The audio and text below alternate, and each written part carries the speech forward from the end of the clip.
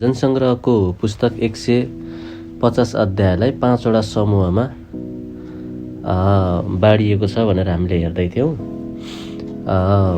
1 अध्यायबाट 41 अध्यायसम्म, 42 देखि 72 सम्म, 73 देखि 89 सम्म, 90 देखि 106 सम्म र 107 देखि 150 अध्यायसम्म, यसरी 5 समूहमा चाहिँ बाँडिएको छ। र त्यसपछि यहाँ गाइएका विभिन्न भजनहरू छन्। यो चाहिँ कोही मन्दिरमा मनाइने चाडको बेलामा गाइएको छ, कोही चाहिँ राज्यहरू अभिषेक गर्दाखेरि गाइएको छ, राजाहरूलाई अभिषेक गर्दा, अनि कोही उत्सवहरू राजकीय घरानामा विवाहहरू हुँदाखेरि त्यसरी गाइएको छ, कोही अरू केही पर्वहरू मन्दिरभित्रका पर्वहरू आउँदाखेरि गाइएको छ भने कोही चाहिँ व्यक्तिगत स्थिति परिस्थितिहरू कमजोर अथवा असल जे भए तापनि तर त्यो बीचमा परमेश्वरको सामर्थ्य प्रकट हुँदाखेरि परमेश्वरसँग व्यक्तिगत हृदयको अन्तस्करणबाट दिएको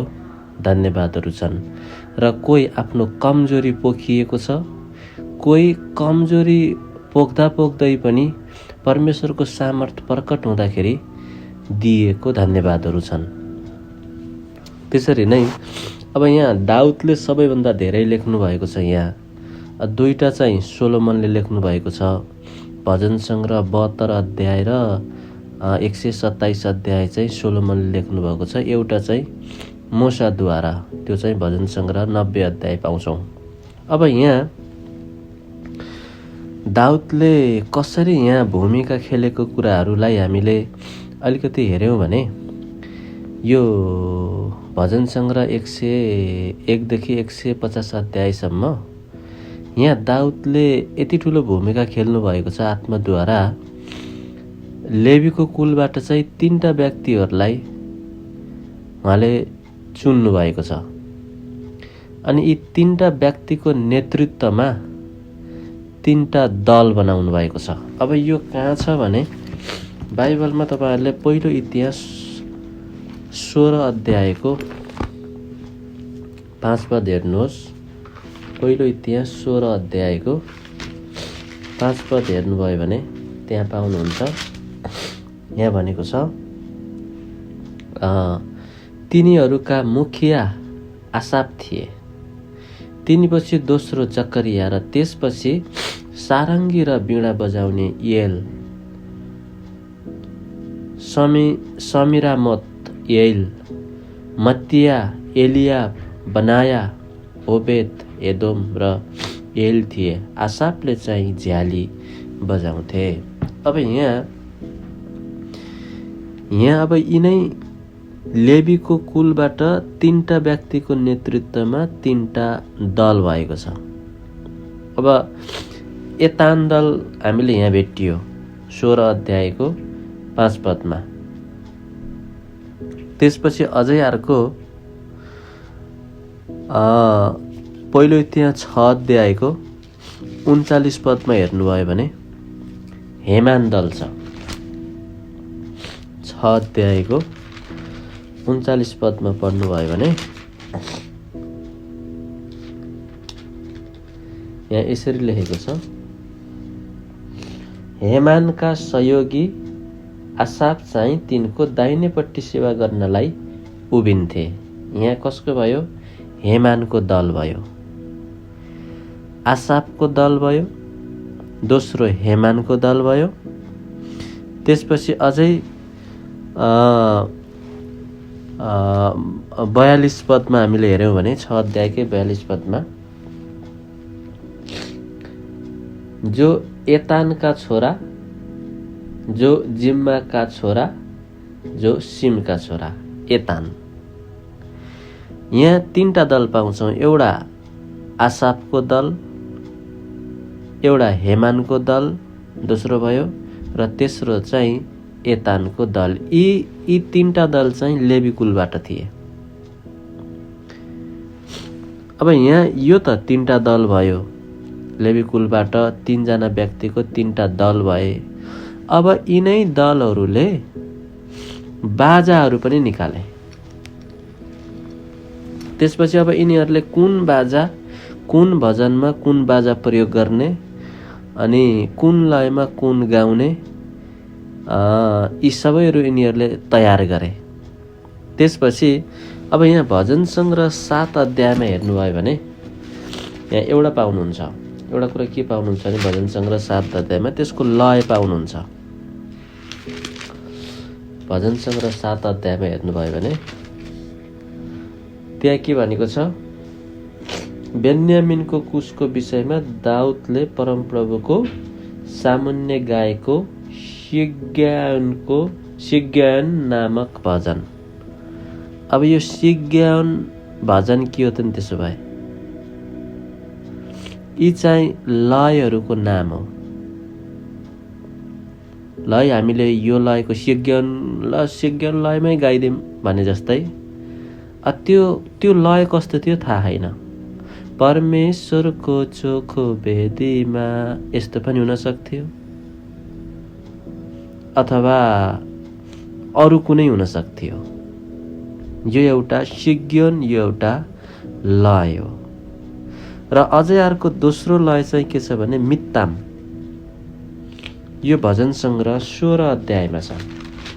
भजन सङ्ग्रह 16 अध्यायमा हेरौँ भने दाउदको मित्ताम, यो पनि के हो? लय हो। अनि त्यसपछि अझै अर्को लय भजन सङ्ग्रह 89 अध्यायमा छ। यो भजन सङ्ग्रह 89 अध्यायमा एउटा लय छ। त्यो लय चाहिँ कुन हो भने मस्किलको लय। नामसे छ।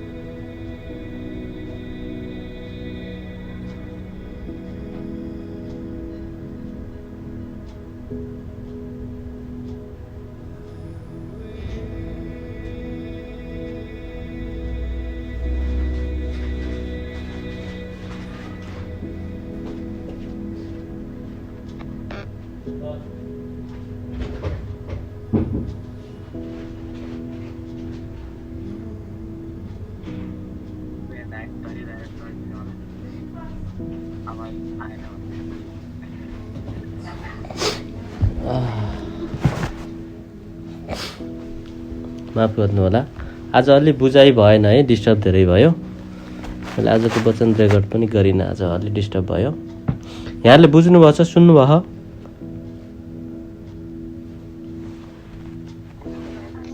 सुन्दै हुनुहुन्छ?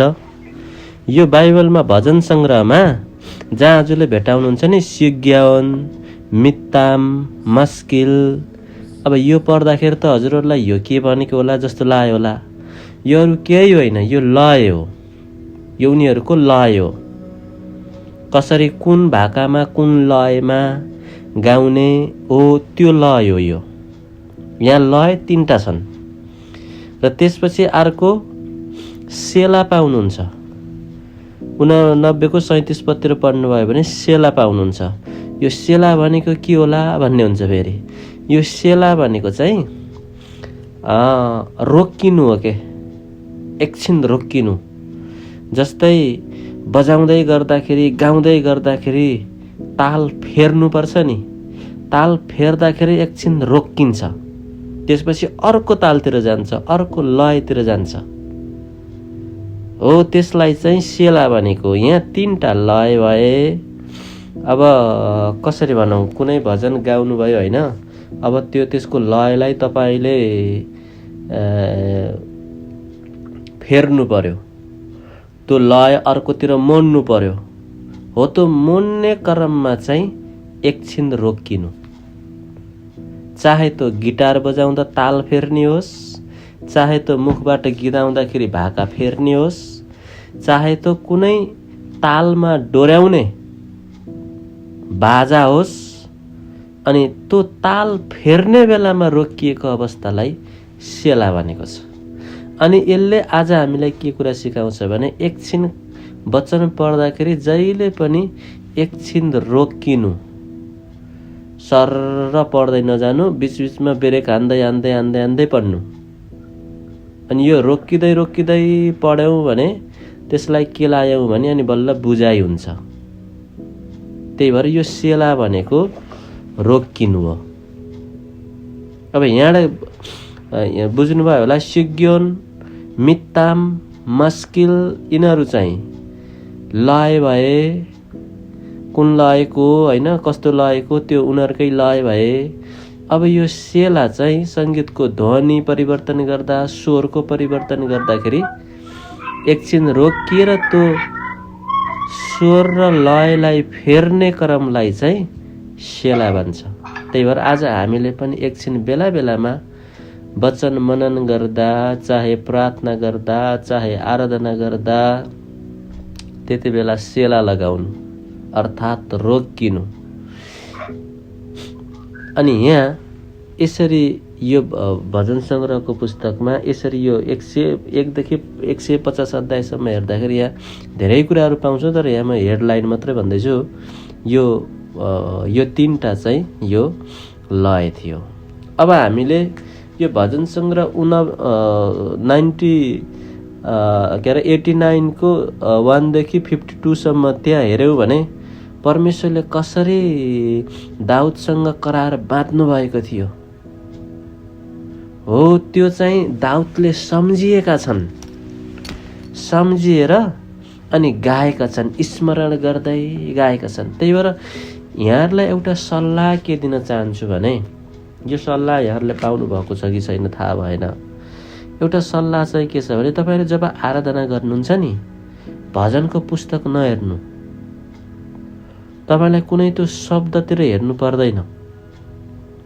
तपाईँको व्यक्तिगत मान्छेको बिचमा मण्डलीमा गर्दाखेरि त फेरि नसौला, तपाईँको व्यक्तिगत त्यति बेला तपाईँले आफ्नो आँखा बन्द गरेर तपाईँ आफै लय बनाउनुहोस् अनि आफै धन्यवाद वचनद्वारा परमेश्वरलाई धन्यवाद दिँदै स्तुति प्रशंसा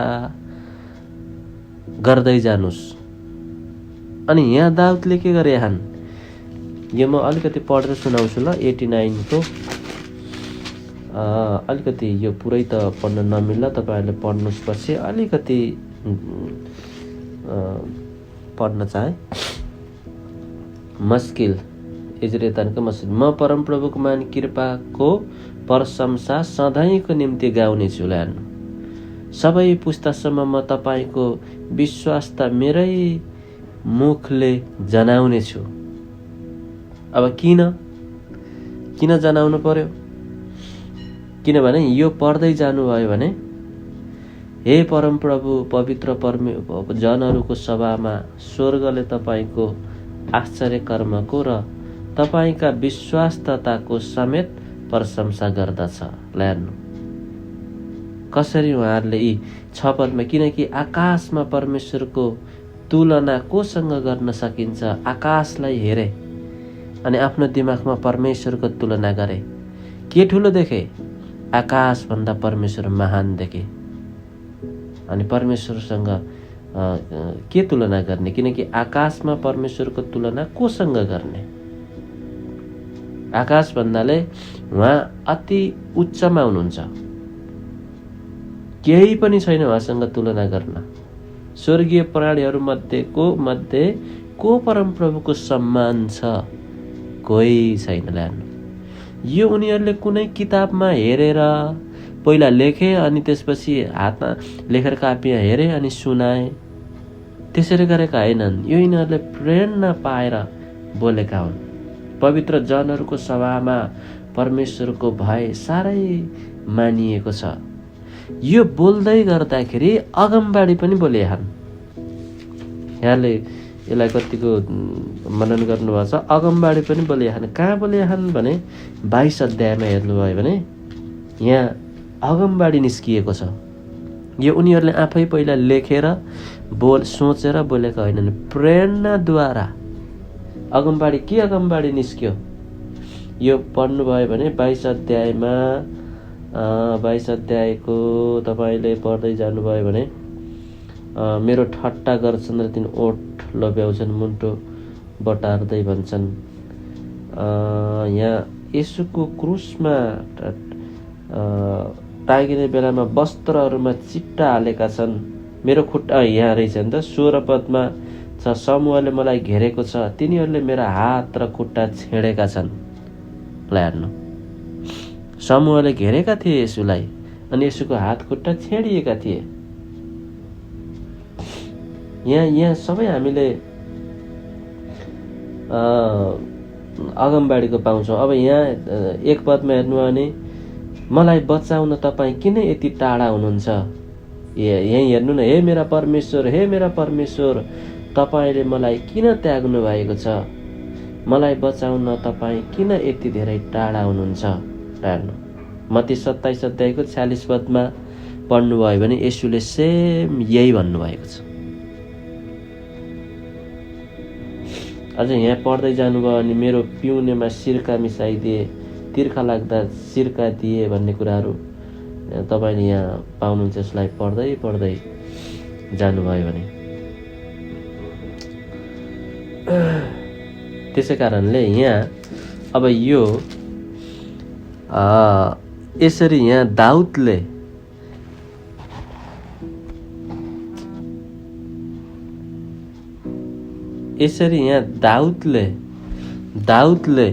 भजन सङ्ग्रह 89 अध्यायलाई उहाँले अभिषेक गरेको कुराहरूलाई सम्झिएर परमप्रभुको महिमा गरेका छन्।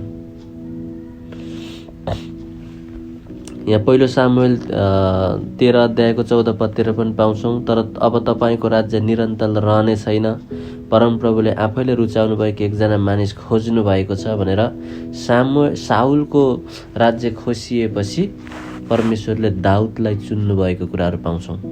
अनि परमेश्वरले साउललाई हटाउनु भयो अनि दाउदलाई चाहिँ राजा हुनको लागि खडा गर्नुभयो।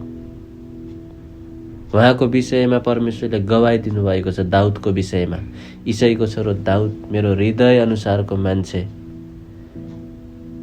जसले मेरा सबै इच्छाहरू पुरा गर्नेछ भनेर प्रेरित 13 अध्यायको 22 पदतिर पाउँछौँ।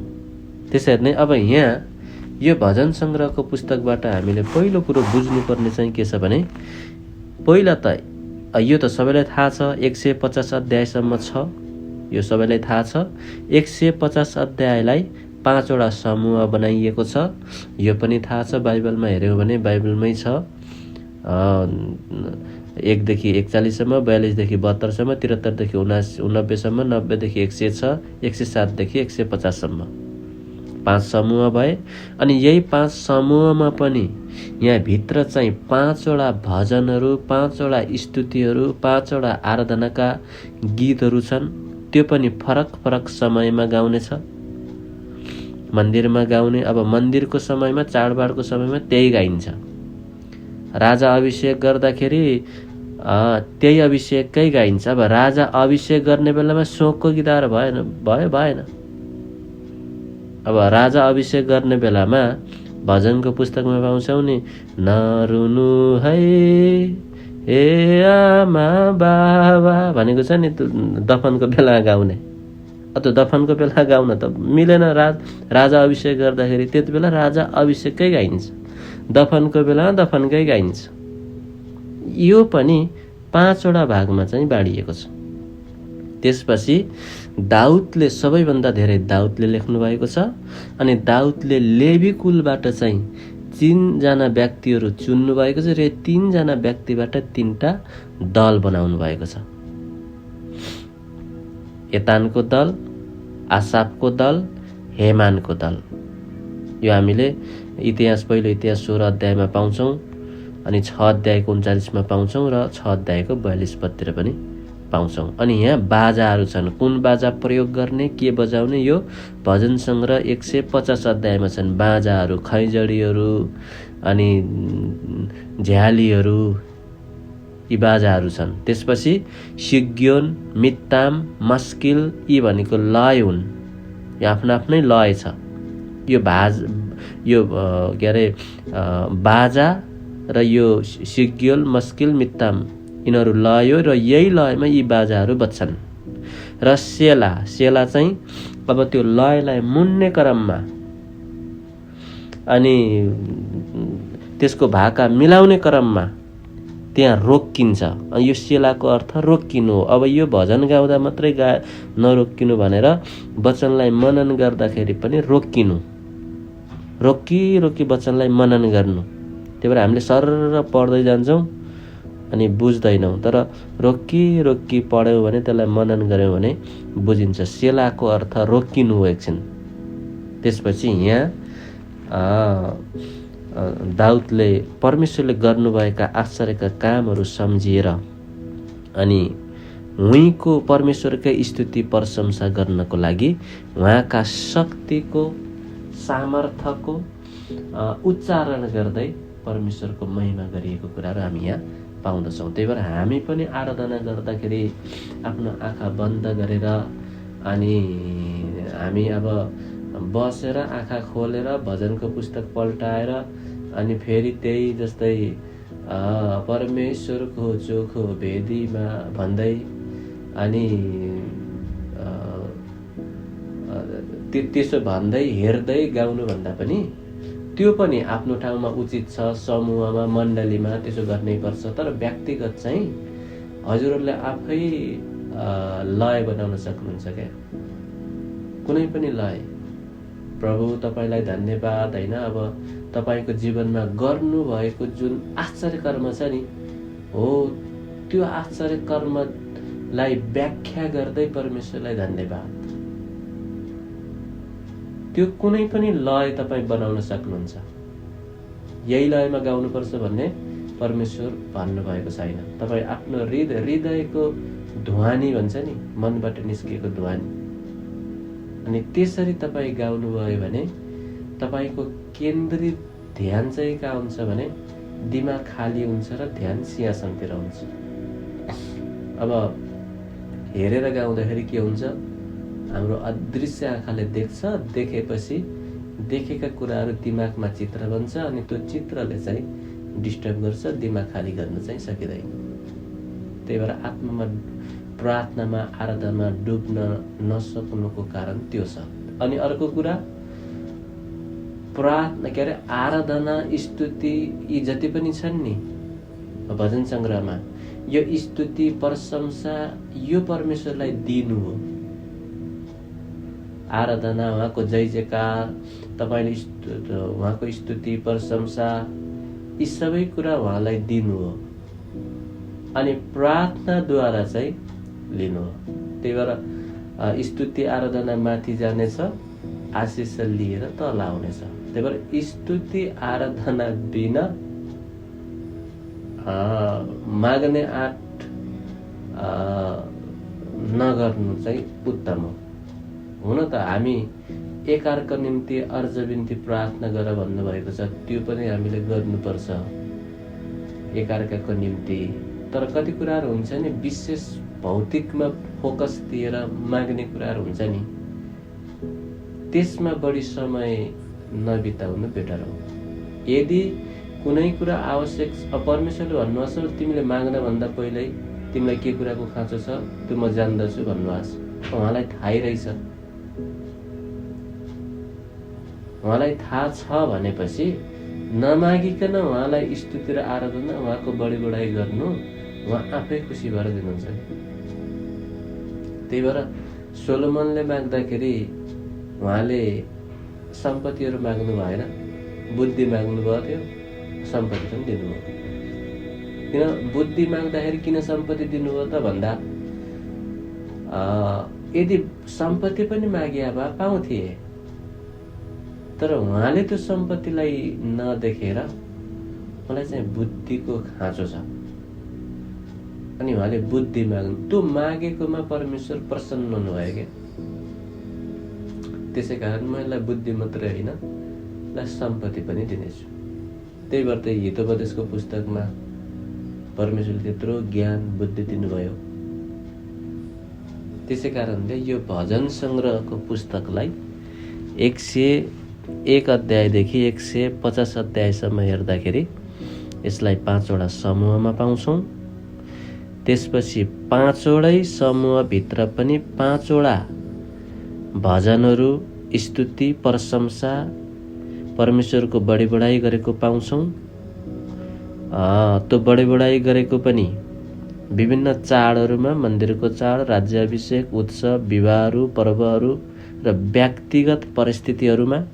जस्तै दाउदले भजन सङ्ग्रह 6 अध्यायमा म अर्थनाथले थाकेर लाचार भएको छु, म रातभरि रोएर मेरो ओछ्यान आँसुले भिजाउँछु भनेर उहाँले व्यक्तिगत परमेश्वरलाई धन्यवाद दिइरहनु भएको छ। आफ्नो पश्चातापी हृदयले उहाँको स्तुति गर्नुभएको छ।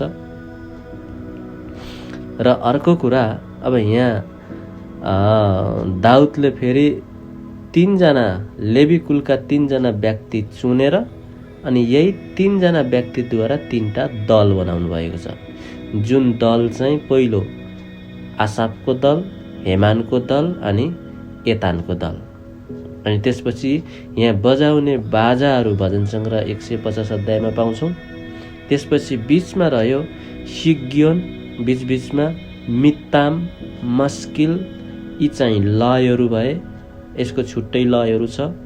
सिग्योनको छुट्टै लय छ, मित्तामको छुट्टै लय छ, मस्किलको छुट्टै लय छ। र यो सेला चाहिँ रोकिनु छ। त्यो रोकिने क्रम चाहिँ ताल फेर्दाखेरि पनि लयलाई भाँचेर मोडेर अर्कोतिर लाँदाखेरि रोकिन्छ। जस्तै सधैँ जाने ठाउँ मैले जान छोडे भयो। फेरि अर्को लय चाहिँ के आउँछ? सधैँ जाने ठाउँमा जान छोडे हो। यसरी नै लय लामो हुँदा फेरिँदाखेरि त्यहाँ बिचमा चाहिँ रोकिन्छ। यो यसरी गाउँदाखेरि रोकिने सेला हो।